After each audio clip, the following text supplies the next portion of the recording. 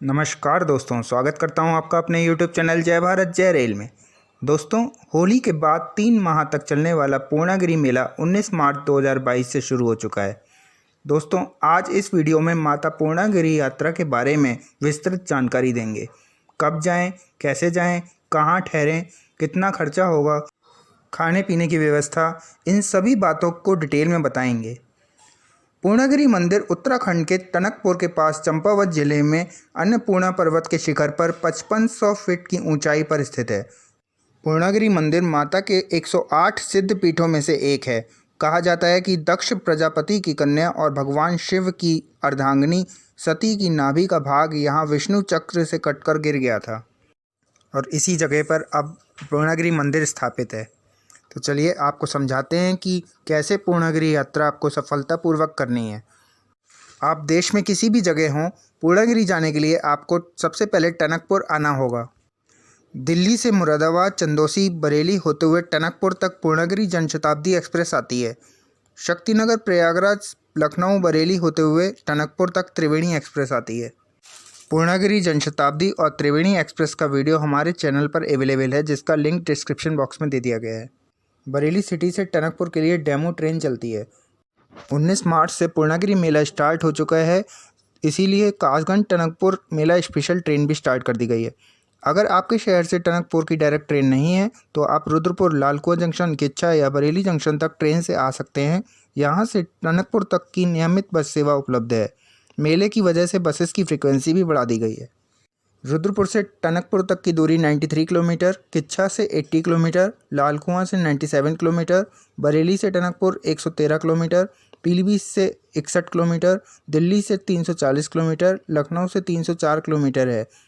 Tanakpur roadways bus stand से दिल्ली, लखनऊ, बरेली, रुद्रपुर, हल्द्वानी, पीलीभीत आदि शहरों से अच्छी कनेक्टिविटी है। बाय रोड टनकपुर, बरेली, लखीमपुर, पीलीभीत, रुद्रपुर से अच्छी तरह कनेक्टेड है। आप अपनी गाड़ी से भी टनकपुर पहुंच सकते हैं। टनकपुर से मंदिर की दूरी 22 किलोमीटर रह जाती है। टनकपुर से पहाड़ी एरिया स्टार्ट हो जाता है। टनकपुर रेलवे स्टेशन और टनकपुर बस स्टैंड से पूर्णागिरि तक जाने के लिए आपको बसेस और टैक्सी मिल जाती हैं, जो आपको ठूलीगाड़ नामक चौकी तक छोड़ देती हैं और जिसका वो 40 से 50 रुपये तक किराया लेती हैं। अगर आप अपनी गाड़ी से आते हैं तो भी आप ठूलीगाड़ चौकी पर गाड़ी पार्क कर सकते हैं। अधिकतर लोग यहाँ से पैदल यात्रा शुरू करते हैं। यहाँ से मंदिर की दूरी 7 किलोमीटर रह जाती है। ठूलीगाड़ से आगे की रोड नैरो है, लेकिन यहाँ पर भी ठूलीगाड़ से टुन्यास तक के लिए शटल सेवा चलती है, जो 30 रुपये किराया लेती है। यह शटल सेवा दिन के समय में ही चलती है। शाम को 7 बजे के बाद से सुबह 6 बजे तक ये बंद रहती है। ज़्यादा भीड़ भाड़ ना हो और लैंडस्लाइड ना हुई हो तो आप ही अपनी गाड़ी से तुन्यास तक जा सकते हैं। यहाँ गाड़ी पार्किंग की सुविधा भी उपलब्ध है। फिर यहाँ से मंदिर की दूरी 3 किलोमीटर पैदल यात्रा करनी होती है। यह यात्रा माउंटेन ट्रैकिंग है। पैदल यात्रा यहाँ से शुरू होती है। पहले कुछ सीढ़ियाँ नीचे की तरफ जाती हैं। यहाँ भैरव बाबा मंदिर है। परंपरा के अनुसार भैरव बाबा के दर्शन पूर्णागिरि माता के दर्शन के पश्चात किए जाते हैं। इस पैदल यात्रा में मार्ग के दोनों ओर आपको अनेकों धर्मशालाएं मिलती हैं। साथ ही खिलौनों, तस्वीरों की दुकानें भी मिलती रहती हैं। यात्री जय माता दी जयकारा लगाते हुए अपनी यात्रा में आगे बढ़ते जाते हैं। मार्ग में भोजन सामग्री की दुकानें और ठहरने के लिए धर्मशालाएं लगातार मिलते रहते हैं। इन धर्मशालाओं में ठहरने का कोई पैसा नहीं लिया जाता है, सिर्फ यहाँ से प्रसाद लेना होता है। प्रसाद लगभग 100 रुपये से स्टार्ट होता है। इन धर्मशालाओं में आराम करने और स्नान करने की उचित व्यवस्था होती है। मार्ग में कुछ मंदिर भी मिलते हैं। झूठे का मंदिर और काली माता का मंदिर के दर्शन भी किए जाते हैं। भैरव बाबा मंदिर से काली माता मंदिर तक 2 किलोमीटर की पैदल चढ़ाई के बाद अब एक चैनल आता है। यह स्थान रामबेड़ा है और यहाँ से आगे धर्मशालाएं नहीं हैं। यात्रियों के ठहरने के लिए यह आखिरी पड़ाव है। यहाँ से आने और जाने का मार्ग सीढ़ीनुमा और अलग अलग हो जाता है। यह रास्ता सीधे मंदिर तक पहुँचता है, अतः चैनल वाले सीढ़ीनुमा रास्ते पर जाने से पहले आपको धर्मशाला से प्रसाद लेना होता है और जूते वगैरह वहीं जमा करने होते हैं। टुन्यास से काली मंदिर तक 2 किलोमीटर के रास्ते में धर्मशाला वाले आपको बुलाते हैं। आप अपनी सुविधा अनुसार किसी भी धर्मशाला में रुक सकते हैं, लेकिन बेहतर रहता है कि आप चैनल से थोड़ा पहले काली माता मंदिर के पास ही धर्मशाला में रुकें। यहाँ स्नान करने के पश्चात प्रसाद लेकर आप अपने लगेज शूज़ जमा करके दर्शन के लिए निकलें।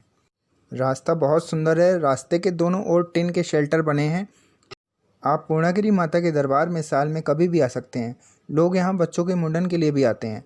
लेकिन होली के बाद से जो ये मेला यहाँ लगता है उसमें ज़्यादा भीड़ आती है, अन्यथा बहुत ज़्यादा भीड़ आपको नहीं मिलेगी और धर्मशालाएँ भी कुछ बंद हो जाती हैं। मार्ग में सुंदर प्राकृतिक नज़ारों से अद्भुत अनुभूति होती है। मंदिर पर्वत के बिल्कुल टॉप पर स्थित है। यहाँ से चारों ओर के प्राकृतिक दृश्य बहुत सुंदर दिखते हैं। आपको यहाँ से शारदा नदी के खूबसूरत दर्शन भी होते हैं। मार्ग सुरक्षित और 3 शेड से कवर्ड है। यह स्थान नेपाल बॉर्डर पर स्थित है। शारदा नदी के दूसरी तरफ नेपाल लगता है, अतः इस स्थान पर मोबाइल सिग्नल्स भी नहीं मिलते हैं। कभी कभी नेपाल के सिग्नल्स आ जाते हैं तो आपकी कॉल IST लग जाती है, अतः इस बात का ध्यान रखें। यह पूर्णागिरि मंदिर के जस्ट सामने का प्रांगण है। यहाँ आकर भक्त अपनी थकान और समस्त परेशानियाँ भूलकर माँ के दर्शन और आशीर्वाद लेकर प्रफुल्लित होते हैं। अपने साथ लाए हुए प्रसाद सामग्री को मंदिर में चढ़ाते हैं। दर्शन के पश्चात धर्मशाला में आ सकते हैं। आराम करने के बाद समयानुसार अपना लगेज लेकर आप वापसी कर सकते हैं। तो न्यास में वापस आने के बाद भैरव बाबा के दर्शन करते हैं। फिर पार्किंग स्थल से अपनी गाड़ी या शटल सेवा से आप वापस टनकपुर तक आ सकते हैं।